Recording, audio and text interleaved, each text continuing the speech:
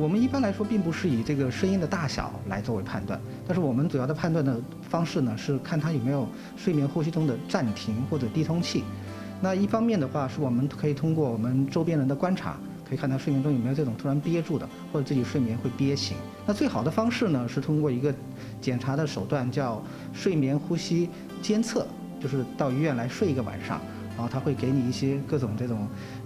电极啊接在你的身体上面，然后这样我们可以观测你睡眠中的一些血氧的改变呐，然后睡眠呼吸节律的改变呐，胸腹的运动啊，脑电图啊，心电图啊等等这一些的资料，然后我们才去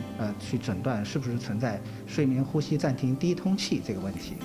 在生活当中，若是出现咧哭到底困眠长去，或者是你失眠夜深的症状，一定唔通放弃，得去专业的医院进行专门的检查。针对这款疾病的治疗，也存在多款的形式，除了改变睡眠姿势、过昏过酒等等，也可能通过矫治器以及手术来进行治疗。医生表示，咧困会哭，并无完全是病理性的，咧哭的人体内面有一半是因为生理性的原因。